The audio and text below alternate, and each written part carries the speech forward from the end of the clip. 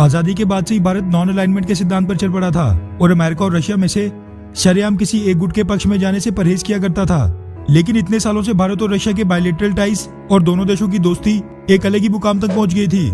लेकिन आज के हालात ठीक उसके उल्टा हो गए हैं और भारत के अमेरिका के साथ संबंध हर रोज नई ऊंचाइयां छू रहे हैं। दोनों देशों के बीच डिफेंस पैक्ट से लेकर वेपन डील्स और अब कई अहम समझौते भी साइन हो रहे हैं। वैसे अंतर्राष्ट्रीय कूटनीति में हर कोई देश अपना हित साधने में लगा होता है। इसीलिए भारत की अमेरिका के साथ बढ़ती नजदीकियों को देखते हुए भारत का सबसे पुराना दोस्त रशिया अब पाकिस्तान की तरफ मुड़ गया है और रशिया और पाकिस्तान के संबंध दिन दोगुनी और रात चौगुनी रफ्तार से मजबूत हो रहे हैं, क्योंकि अब तो रशिया ने भी ये खुलेआम ऐलान कर दिया है कि अब से वो पाकिस्तान को हथियार बेचना भी शुरू करेगा।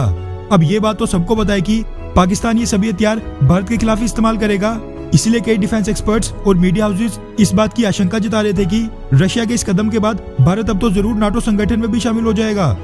वहीं कई डिफेंस एक्सपर्ट्स और थिंक टैंक्स क्वाड को एशियन नाटो कहकर संबोधित कर रहे थे। अब क्योंकि नाटो जो एक मिलिट्री अलायंस है जिसने सोवियत संघ को कई देशों में टूटने पर मजबूर कर दिया था, इसीलिए रशिया नाटो से बहुत ही चिढ़ खाता है और वो कभी नहीं चाहेगा कि भारत अमेरिका और वेस्टर्न देशों की तरफ इतना इंक्लाइंड हो जाए कि वो नाटो संगठन में ही शामिल हो जाए। मगर इस विषय पर एक बड़ा बयान देते हुए भारत ने इस तरह की आशंकाओं पर पूरी तरह फुल स्टॉप लगा दिया है, जिसके बाद अब भारत का नाटो संगठन को ज्वाइन करना या फिर क्वाड को एशियन नाटो बनाने का तो सवाल ही पैदा नहीं होता। दरअसल ANI news agency, the Tribune, Republic world और कई बड़े बड़े मीडिया के हवाले से मीडिया रिपोर्ट सामने निकल कर आ रही है कि भारतीय विदेश मंत्री S जयशंकर साहब ने एक दिन पहले all India management association national leadership conclave में क्वाड को एक और नाटो संगठन बनाने के सवाल पर यह साफ कर दिया कि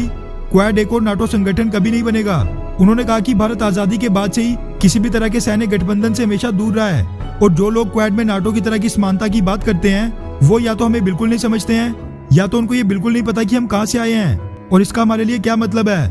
उन्होंने कहा कि इसका मेरे लिए स्पष्टीकरण पूरी तरह अज्ञानता है और भारतीय मानसिकता की समझ की कमी है। साथ में उन्होंने ये भी याद दिलाया कि भारत तो कोल्ड वॉर के समय भी नाटो मिलिट्री अलायंस से दूर रहा था। आगे S जयशंकर साहब ने कॉन्क्लेव के दौरान कहा कि एशियन नाटो या क्वाड नाटो जैसे शब्दों का प्रयोग हमें डिस्करेज यानी हमारी हिम्मत तोड़ने के लिए किया जाता है और जो लोग इस तरह के शब्दों का इस्तेमाल कर रहे हैं वो जानबूझकर हमें मिसलीड करके हमें अपने नेशनल इंटरेस्ट में काम करने से रोक रहे हैं। उन्होंने कहा कि क्वाड 4 इंपॉर्टेंट प्लेयर्स का एक कॉमन प्लेटफॉर्म है जो मार्केट की अनमेट यानी अनिश्चित डिमांड की तरफ देख रहे हैं और अंतर्राष्ट्रीय संबंधों में तो कॉमन इंटरेस्ट रखने वाले देशों का एक साथ आना आम बात है। मोटे तौर पर कहो तो भारत के विदेश मंत्री S जयशंकर साहब ने फिलहाल क्वाड को नाटो की तरह एक मिलिट्री अलायंस बनाने से साफ मना कर दिया है और जो कुछ समय से अटकलें लगाई जा रही थी कि भारत नाटो तक में शामिल हो सकता है उस पर भी पूरी तरह फुल स्टॉप लगा दिया है। लेकिन भारत की स्टेटमेंट से अमेरिका के कान जरूर खड़े हो जाएंगे, क्योंकि अमेरिका कहीं ना कहीं ये जरूर चाहता है कि क्वाड को भी नाटो की तरह चाइना के खिलाफ एक मिलिट्री अलायंस बनाया जाए ताकि कोल्ड वॉर की तरह चाइना को भी कई देशों में बांटा जा सके।